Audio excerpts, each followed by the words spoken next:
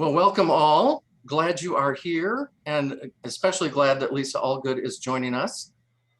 This is part 3 of, what did I call it? Viruses, variants, something, and oh my, I can't remember. Anyway. Viruses, variants, vaccines, oh my. Oh my, that's right, part 3. Lisa Allgood is back with us. She's a retired immunologist and now the executive presbyter for Cincinnati Presbytery. If you have not met her, she is fantastic, and I'm glad that she's agreed to be with us today. I'm recording for some of those who have not, we're not going to be able to be with us today, and we're hoping that this could be made available later. We traditionally start with a devotion, and our devotion person today is Karen Vanderplug. Karen? I'm going to begin with just a short passage from Jeremiah. Blessed are those who trust in the Lord, whose trust is the Lord. They shall be like a tree planted by water, sending out its roots by the stream. It shall not fear when heat comes, and its leaves shall stay green. In the year of drought, it is not anxious, and it does not cease to bear fruit. One of the things that I think has been true in my life is that I've been able to cope with lots of change and lots of uncertainty. And I think it's partly because of that trust that somehow God is with us. We will get through this in one way, shape, or form. But I will say that for the first time in the last year and a half or so, I've found it a little bit more stressful. And it somehow felt like the demands of constant change have been higher. And the resources that I have to cope with it are maybe not quite as many as I thought they were. It actually did make me, for the first time, long for a little bit more certainty. When we moved to being able to worship in the sanctuary without masks because we were 100% vaccinated, I was thinking, okay, we got this, we know where we're at, we're headed in a certain direction. One of my favorite theologians who talks about certainty is Peter Enns, and his book, The Sin of Certainty, I thought was a very fun one to work with and talk with my congregation about sort of our longing for certainty. He addresses specifically our longing for certainty about Scripture, but I actually think a lot of what he says also applies in other situations. So I'm going to read to you a couple short passages from his book about things he says about certainty and share those with you. One of the things he says is the need for certainty is sin because it works off fear and limits God to our mental images. And God does not like being boxed in. By definition, God can't be. I believe we're prone to forget that. God is good to remind us by any means necessary if we are willing to listen. God understands our human predicament and is with us and for us. The problem, he says, is trusting our beliefs rather than trusting God. When trusting God is central, even the simple act of trying to trust when we might not feel like it, we are walking a holy path. When we learn that it's okay to let go of the need to be right, that God is not going to pounce on us from behind the corner and give us a whipping, but actually welcomes this step of faith, only then will the debilitating stress of holding on to correct thinking begin to fade. Then we're giving control to God, which is a more secure place for faith to rest than on the whims and moods of our own thinking. I believe that the Bible does not model a faith that depends on certainty for the simple fact the Bible does not provide that kind of certainty. Rather, in all its messy diversity, the Bible models trust in God that does not rest on whether we are able to be clear and certain. In fact, the words belief and faith in the Bible are just different ways of saying trust, and trust works regardless of where our knowing happens to be. I do think that a lot of what he says about certainty resonates with me in these days when I long for a little more of it, as it looks like we may have to make additional adaptations and shifts and be prepared at least to be a little more flexible with our future than I initially planned to be. So I invite you to pray with me. Almighty God, we do thank you for being our anchor, the one we turn to, the one who we know we can trust in no matter what. So we ask that you continue to turn our eyes towards you, continue to fill us with a hope in your presence and in your intentions for humankind. Give us such strong hope and such trust in you that we are able to respond in daily life with a bit of your spirit to every situation we face. We ask this in Jesus' name. Amen. Amen.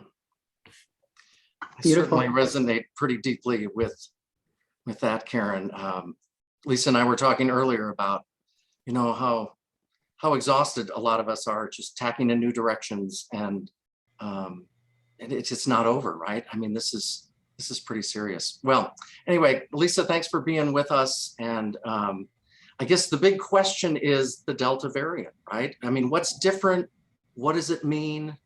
I see the science, it's pretty jarring. Talk to us about this Delta variant. It is. I mean, it is. If you remember early on, I told you that the original virus that came out of Wuhan was 3 times more infectious than any other respiratory virus we'd seen. And the minimum time to be exposed to infection was 15 minutes. With the Delta variant is 200 times more infectious than the original virus. So while 15 minutes was the infection time for the first virus, for the Delta variant, it's under 10 seconds. That's how infectious this variant is. And I'm not going to go pro-vaccine, anti-vaccine. You probably figure out where I am. But if we had hit a much higher vaccination rate earlier, not only do I think we wouldn't be here, and Matt, I'm going to ask you at some point to let me share my screen because I've got some pictures that will really show it.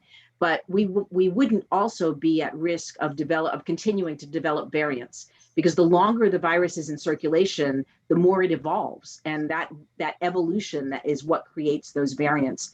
So right now we're at 204 million confirmed cases of COVID globally, with more than 4.3 million deaths. And that's a lot. In the US, we're at 37 million cases and more than 635,000 deaths.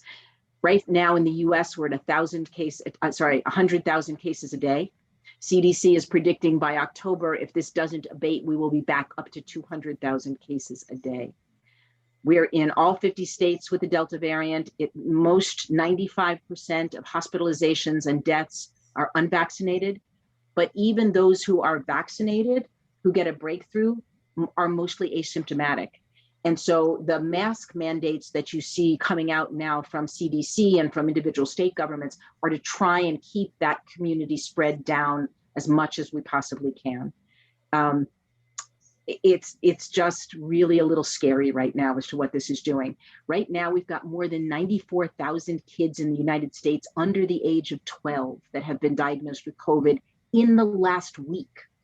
So the Delta variant is hitting the young much harder than the original viruses or the original variants did. Most of the hospitalizations that we're seeing are skewing younger than they did with the original virus. And again, this is in our vaccinated state. So it's not just that the young are unvaccinated. That's not all what's going on. It's hitting a slightly different population, partly because of the mutation that's there. There are other variants that are out there. You've heard about the Lambda variant, which is in Peru.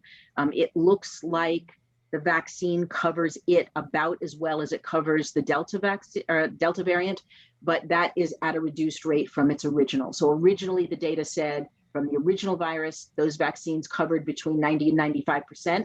That's partly why you're getting breakthrough. The vaccines aren't perfect. They were never intended to be. And they're probably as efficacious as any vaccine we've ever had.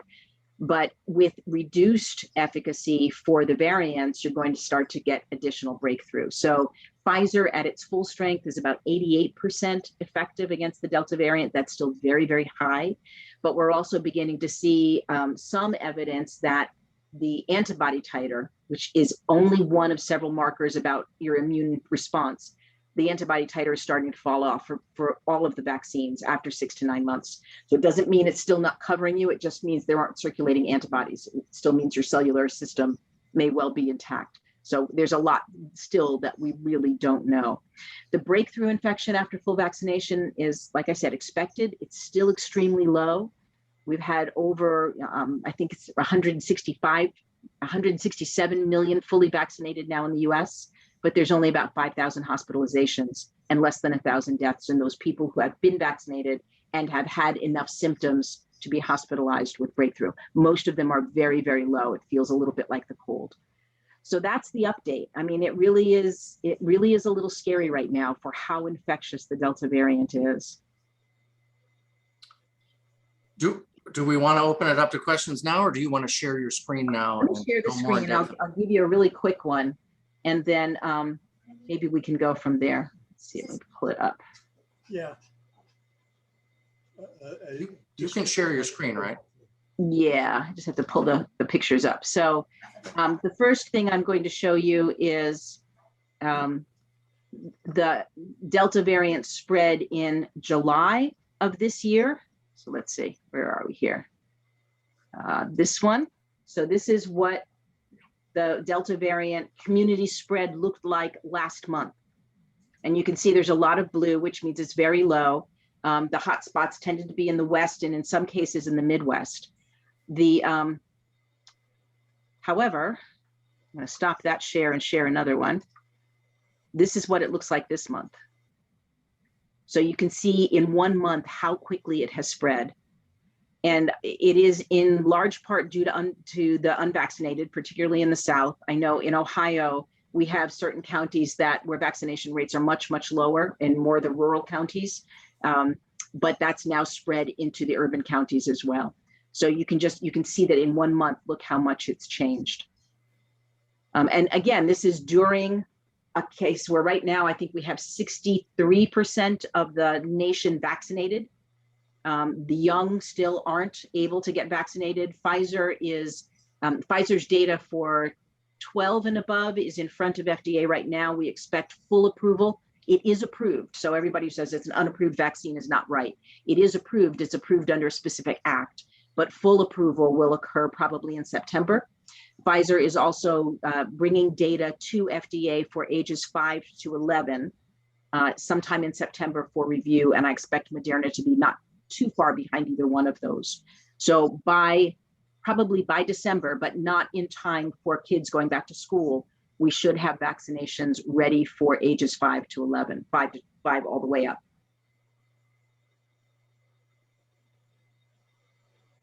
Well, go ahead, y'all jump in there. What's on your hearts and minds? So in my church, we have decided that we are not starting choir in the fall because we knew that there were a couple in our choir that are not vaccinated. And we also knew that we have people with compromised health issues in our choir. And we felt that was the easiest to say, we're not having choir yet. We're not ready.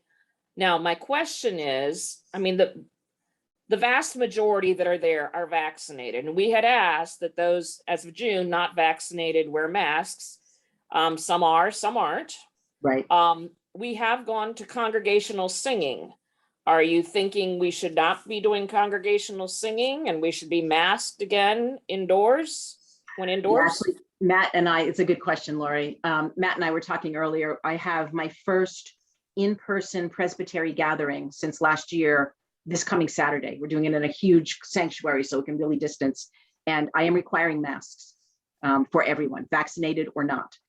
That is consistent with CDC guidance for any county that's red or orange. And it is also consistent, although Governor DeWine hasn't gone there yet, I also have churches in Kentucky and Indiana, and both Governor Beshear and the governor from Indiana have mandated masks in red counties. So and I've now reshut the Presbytery office down except for essential staff. So we are taking it seriously. So to answer your question, I would say it's probably fine for congregational singing if everyone is masked, vaccinated or not, because to your point, you can't tell. Not only can you not tell who's vaccinated and unvaccinated, you can't even tell if the vaccinated people are still spreading COVID or not.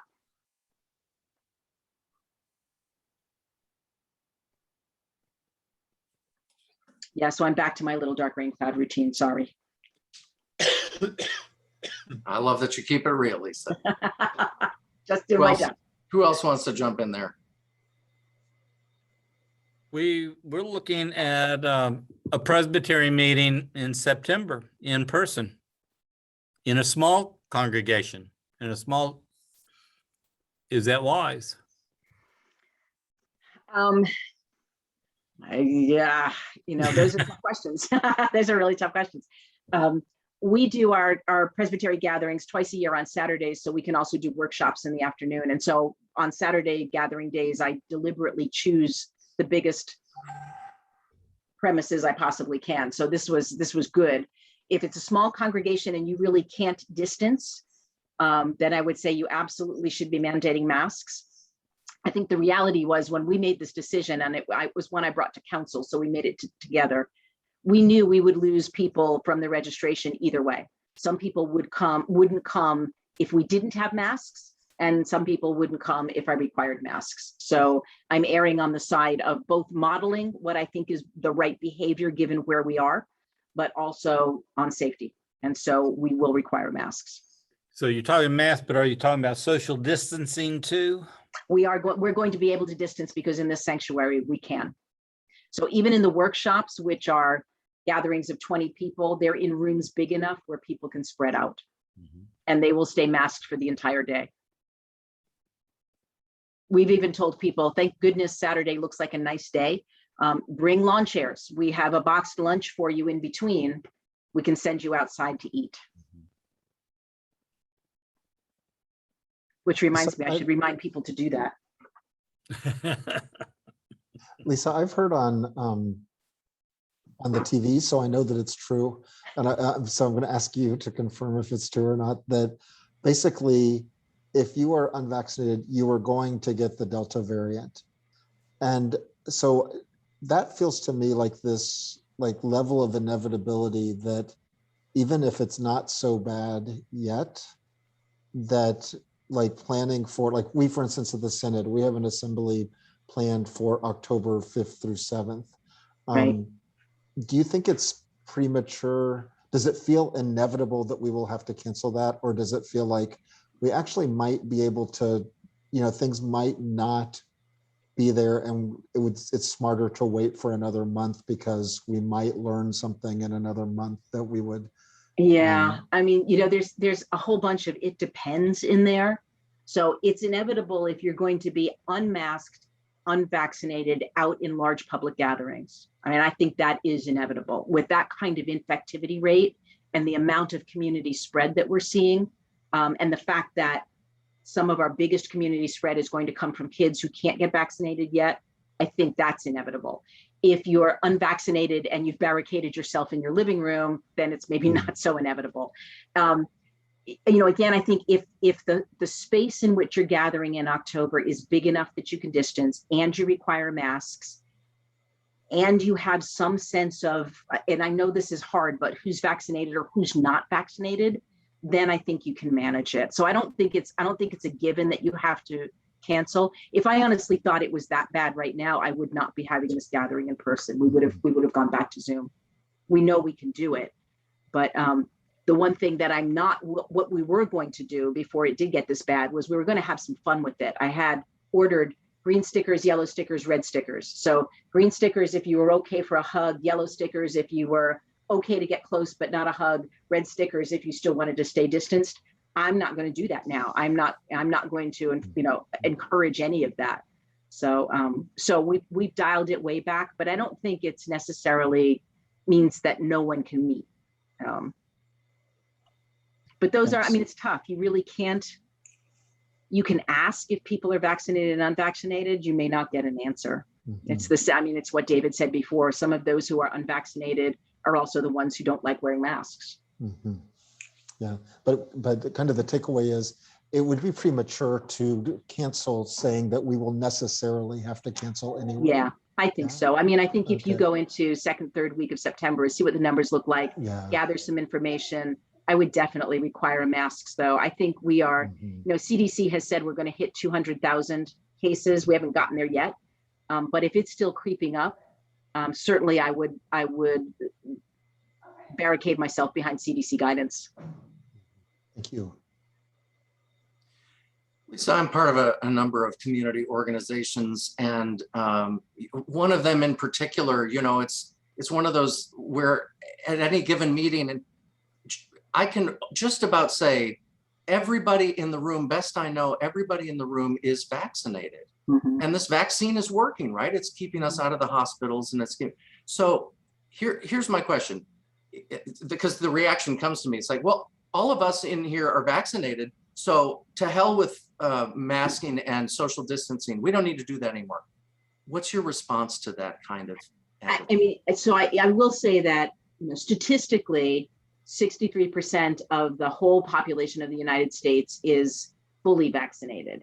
And you can even get that information either on the CDC website or COVID Act Now website and see what the vaccination rate looks like for your county. They'll break it down county by county.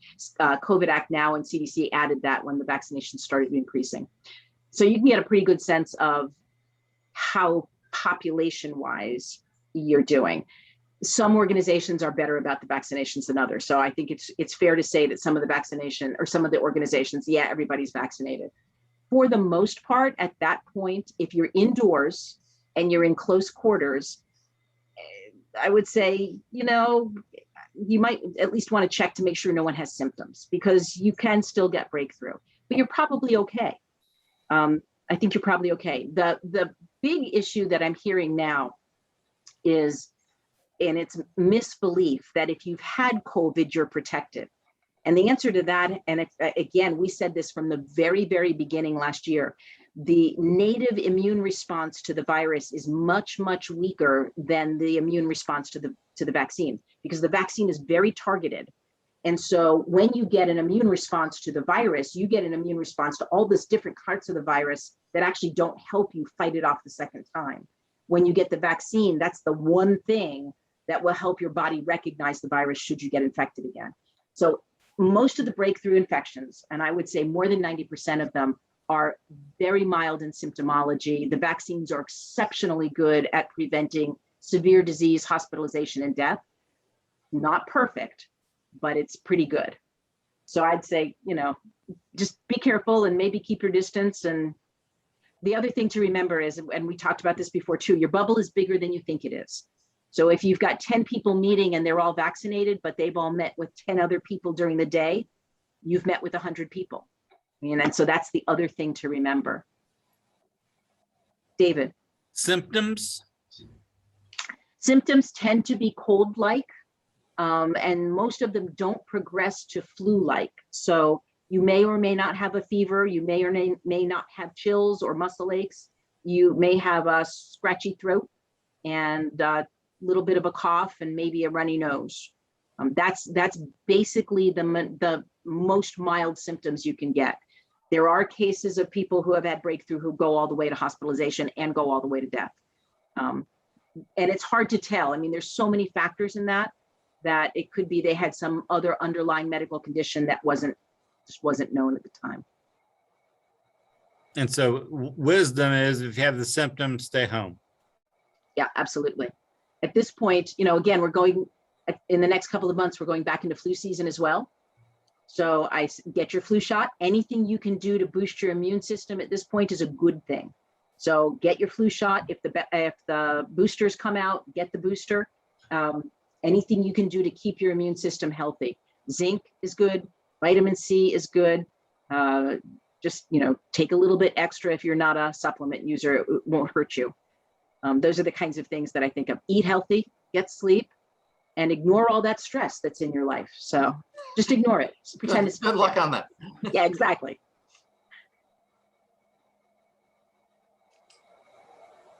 What other questions do you all have? I would like to ask a question. Yes, ma'am. just sort of, this is really a crystal ball gazing question, but if we continue to let this virus burn like wildfire and we don't continue to up the vaccination rates, how concerned would you be as a professional in terms of another variant raising its ugly head that our vaccine potency is not there for? It's a really good question, even if it's a crystal ball question. I think I'm going to break it down into two parts.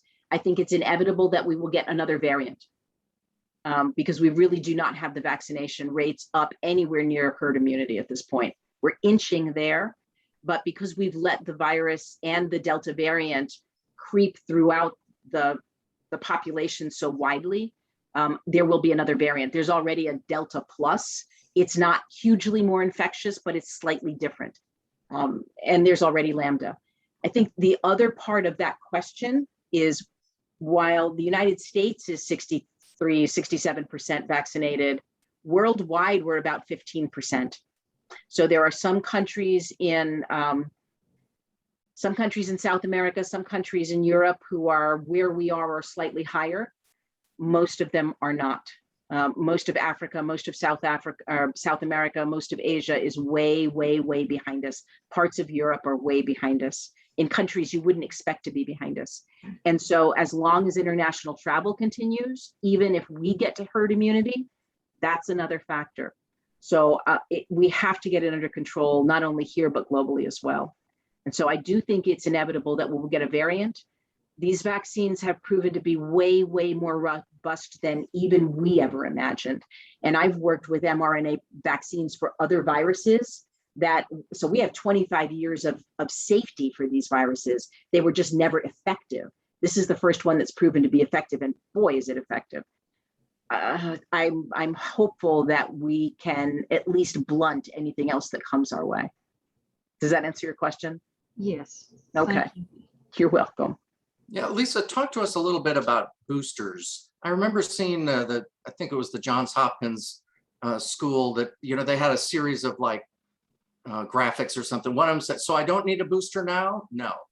The other one said, will we ever need boosters for COVID? Maybe. Yeah. Talk to us about those. And I'm one of those who have been on record since the very beginning that I said, I think boosters are inevitable, not only because the variants, but also just because the native immune response to the virus itself was so weak that antibodies disappeared within the first 6 to 12 weeks. So it's not unusual to have boosters. It's unusual to have annual boosters. Flu is really the only one that is the case for that. And that's because the strain of flu year to year is different, and because it evolves very quickly too. So I do think we will need boosters. Boosters have already been developed for the Delta variant. They're already in testing. If Lambda or Zeta or whatever else comes, they'll be able to replicate that DNA, that RNA very, very quickly. We did it for the native virus.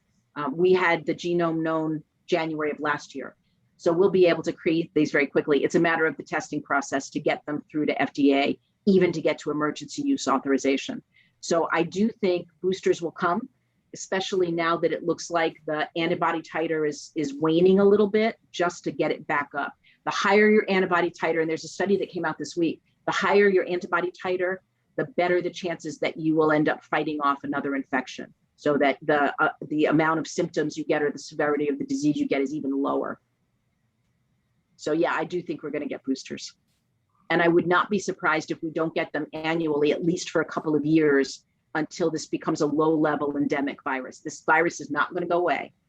But if you keep it down to a low level, whatever variants emerge can be immediately handled, as opposed to this sort of wildfire thing that we've got going on right now. You used a word right there, and you didn't say pandemic, you said endemic. Endemic. Help us understand that for those that maybe have not been a part of this conversation before. So endemic means that this is established in the population at such a rate that it is unlikely to ever be wiped out. I mean, we wiped out smallpox. We have not wiped out mumps, measles, and rubella. Those are still circulating in the population, but because so many people are vaccinated against them, it doesn't generally come as a pandemic.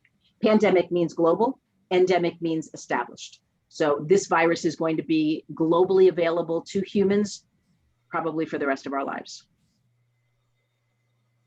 I mean, there are others. Ebola is an endemic virus. It's never going to go away. Marburg just came back out in, I think, Equatorial Guinea in Africa, which is another hemorrhagic fever, 50% fatality rate, hugely fatal, but not particularly infectious. But it's just now come back out. And these are the viruses that we've actually tested with this mRNA platform, but that we weren't able to show efficacy to keep them at bay. Zika is another one, another endemic virus. It's never really going to go away. Sometimes they get quiescent on their own, which is what Ebola and Marburg do. They sort of go outside the population and then they come back in. This one is just circulating still.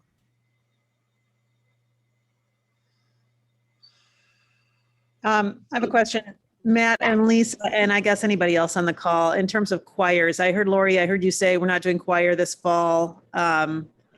Our county is orange, and our session just decided last Thursday night that we're not doing congregational singing right now. We had been, and we are recommending masks. So last Sunday, everybody was masked. We didn't do congregational singing. But our choir director the previous week had invited everybody to start choir that was vaccinated. So he said, you need to be fully vaccinated to be in choir. I'm just sort of asking that general question about what the churches in your presbytery, Lisa, are doing, Matt, what you're hearing about choirs, and if churches are going ahead with choir outside of Lori's church, what's the deal? That's a good one too, because that's actually not a session decision. I guess it could be. It's mostly a sort of side decision. I have some churches that have guest soloists or duets. We have a lot of churches that have an association with Cincinnati Conservatory of Music. So they'll bring a student or two or three in, but they're masked and distanced. I know of one church that was about to start choirs back. I honestly don't know for all of them. And when they asked my opinion, I said, the problem with choirs is, because I'm a singer too. I sang with the New York Chorale Society for years. You have to be close to hear the parts around you. So it's hard to distance. I mean, unless you're really an exquisitely trained professional. Matt, you know this as well. You have to be able to hear it, so you have to be close. And if you're a trained singer in any way, shape, or form, you're projecting 18 to 24 feet. So you can't distance far enough to really be safe. It's not easy to sing with masks. There are masks that are designed for singers to have enough airspace around their mouth so they're not breathing in fabric. But at this point, I would say just by proximity, even if you're vaccinated, just to model the way, perhaps, I would say choirs are probably not a great idea. I don't know, Matt, if you've got a different point of view on that. No, but I think Mark Matthias is on the call, and David, maybe you could go first. David, what are you all doing at Bowling Green? We have a choral scholar, so we have 4. They are college students, and they are their first signing will be the 29th. But we've just put out an email saying if you're fully vaccinated, want to be part of the choir, we're considering. And so we want to. There's an evensong on the 29th here for all the community to come together outside. Bring your choirs, do that. We're wanting to do that, but to do that, you have to rehearse. Yep. All that. So we don't know. Yeah. I mean, I would say if you're going to do it, at least for rehearsal, keep them masked. Well, we will. Yeah. Singing is masked. We've gone back to full mask in the congregation. Yeah. And we did sing behind masks. Yeah. For the beauty of the earth, which I cannot breathe and cannot. And Mark, are you on the call or? Yes, can you hear me? Yeah. As far as choirs, no decision has been made yet. I purposely waited rather than to make plans. I know we have people that are itching to do it, but that's not going to be the determining factor. We have been doing congregational singing unmasked since maybe about the middle of June or so. I'm pretty sure that's going to be revisited quickly. And we have been, typically in the summer anyways, we have soloists. And so we've been going with soloists. This week, we actually have a quartet, basically, you know, just a soloist or small ensembles. And Mark is the director of music at Christ Pres in Toledo. Oh, very cool. Yeah. And I think that's what you said, Mark, is about kind of the norm. I would think, you know, at least half, not more, of the churches in Maumee Valley that I know of have gone back to congregational singing, you know, as of a few months ago, and are now wondering what to do. Yeah. So we have a reopened task force. I'm with Christ Presbyterian Church. And I just sent them an email this afternoon saying, we don't have time to have a meeting to make this decision. We have a funeral on Saturday. Had one on last Monday, and then we have another one a week from Saturday. I'm asking, do we require masks, use every other pew, not sing, not pass the peace? Someone said, yeah, let's go ahead with that. Someone else said, no, I believe that I assume that everybody who comes is informed and educated, and they can decide for themselves if they're going to take the risk. I was at the funeral on Monday and there were 300 people there. Well, you know, things are changing very quickly. How do you help someone understand it's not everybody is informed, and this risk, and the challenge is, in the past, the pastor didn't invite others to make the decision, just kept calling it. So I've really worked hard to give this decision-making to the group. But we have a really strong voice. He's an attorney, so he's really persuasive in his, and we need to decide by Saturday. Well, So you can tell the attorney that the scientist disagrees with him, which is probably not all that unusual. I've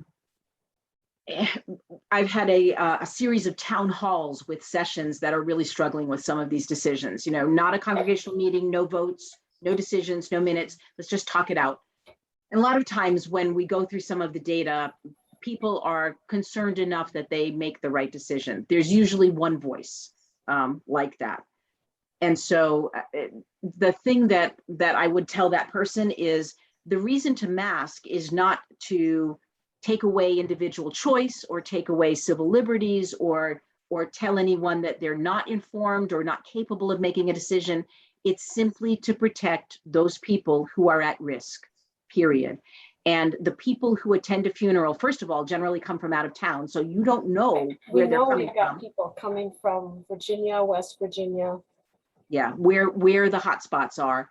And the people in your congregation who encounter those people who might in fact be shedding virus and be infectious may have little ones at home who are also at risk, or older people who are at risk for some underlying medical condition, someone who's immunocompromised who can't get a vaccine. And so you are protecting those who are at risk. And that, to me, is what Jesus would ask us to do in this position. That's the way that I've put it. It's not about you. It's not about your choice. It's about all of those people that you don't even know about who may be carrying it back to someone who's at risk, who may lose a loved one. And so we've laid out within the Presbytery, when there is that kind of dissension, here's how many COVID funerals we've had. And they're way too many, way too many. We're having a funeral a week for 3 weeks. We don't need to add COVID to this. Exactly right. So I don't know if that helps your case or not, but I would also, I like to make sure that people understand one vote is one vote, and a more articulate or more forceful voice is not a stronger vote. Thank you, Lisa. You're welcome, Kathy. Good luck. I have a couple of other questions, if I might. Of course. Okay.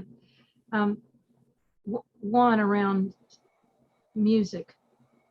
I had a couple of people approach me after church on Sunday. One plays flute and wanted to know if they might be able to work up a piano and flute arrangement to be played in the sanctuary. My response to that was, I'll need to do some more investigating around that. Our protocol team is meeting, COVID protocol team is meeting. I said, but you know, with a wind instrument, there is more, there's more chance for that virus to be spread out the instrument. And that is my concern. So I guess my question to you is, my instincts would be, you can use timpanis, you can use drums, you can use pianos, you can use stringed instruments, but stay away from trumpets, trombones, flutes, clarinets. Just let that sit on the sideline for right now, or have them do something outdoors. Would that be good instinct, or am I missing the mark? Your instincts do you credit, Doris. That's exactly right. And we've been saying nothing that blows air. You know, if it's a big sanctuary and they can be really, really, really far away and maybe mic'd, maybe, if it's only one song, but I wouldn't make a habit of it. My question to you was going to be, find a cellist. I mean, that's exactly the kind of thing that you should be doing. If they can do it outdoors, I think that's fine. Okay. And my next question has to do with the antibody titer.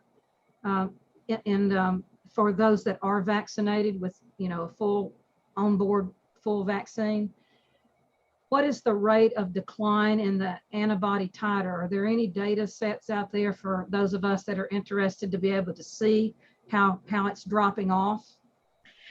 It's a really good question. I haven't seen any data to that kind of depth of detail. Okay. I have seen on average, it looks as if Pfizer, after 6 to 9 months, has dropped down to about 80%. So it's not off the cliff.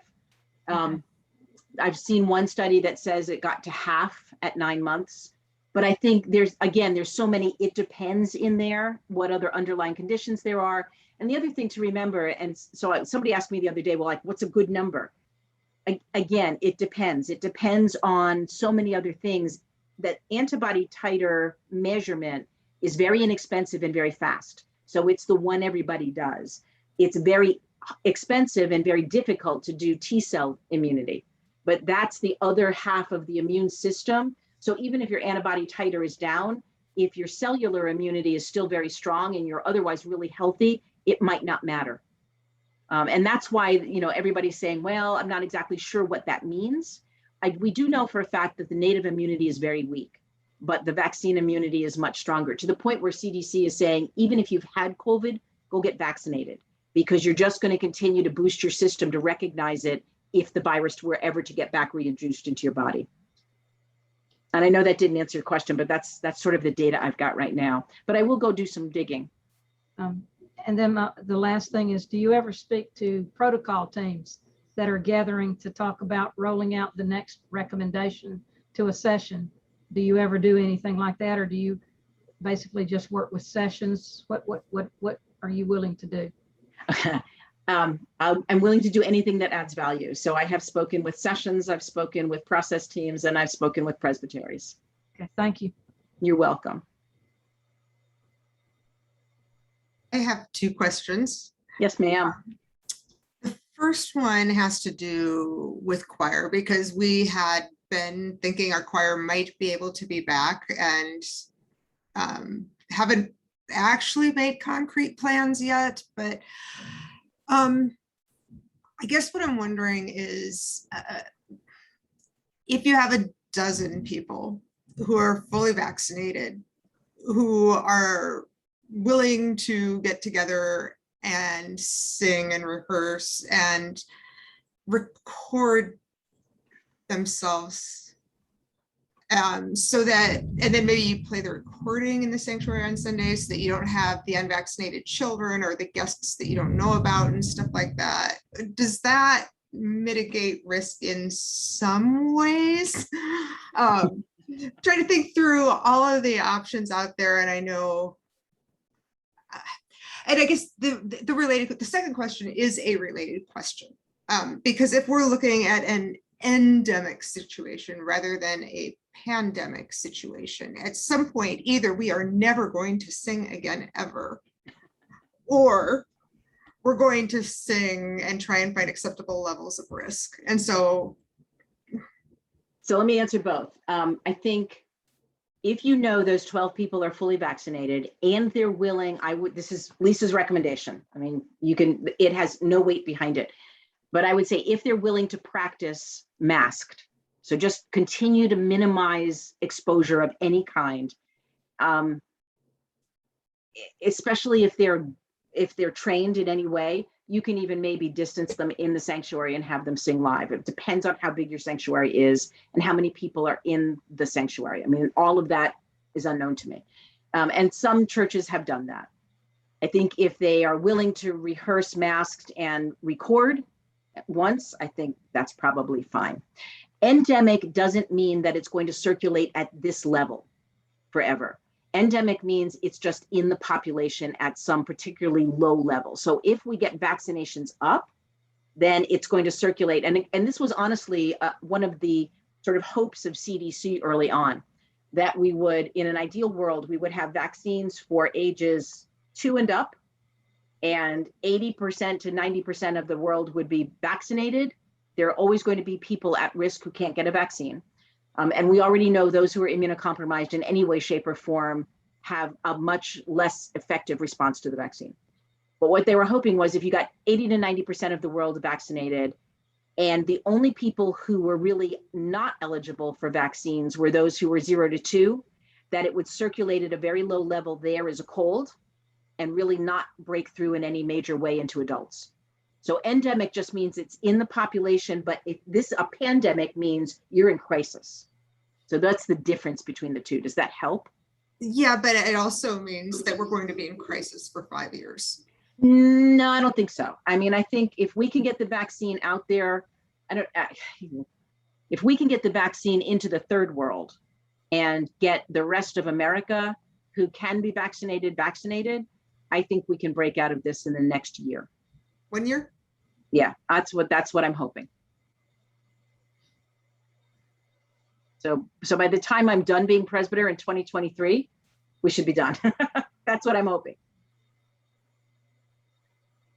It's so good to have you, Lisa. It is so good to be able to lean on you in these challenging times. I know that we want to keep our time here. Well, Lisa and I both need to bug out to another meeting at 4, and I know you all probably have lives too. Any final remarks, final questions, things you want to say to Lisa? Anything? Matt? Yeah, Bill, go ahead. Yeah, you indicated you're recording this. Do you have any immediate plans formulated as to how we might be able to get this out to the rest of the people? Yeah, this will be posted on the Maumee Valley Presbytery YouTube page. So you could just go to youtube.com and type Maumee Valley Presbytery, and it should come up, but I might not get it posted till early tomorrow morning. Okay. Very good. Thank you. And if you have questions going forward, you can either email me directly or email them through Matt, and I'll answer whatever I can. What is your email? It is lisa@cpresby.org. Lisa, I really appreciate the information. I know my choir and my session are going to have hard questions, and it's been really helpful to get this. I'm glad. It's not easy, and I know everybody's just exhausted. I'm exhausted. It's hard. It's hard to slog through it, and it's hard to think we're going to go back into some dark hole that we just thought we came out of. So pray continuously. Well, God be with you all as you continue to tack in different directions. And, the heat is breaking here. I hope we can take the advantage of doing some outdoor activities and maximizing those kinds of things. Anyway, blessings be upon you all. Thank you for joining us today. Blessings. Thank you, Matt. Thank Take you. care. Lisa.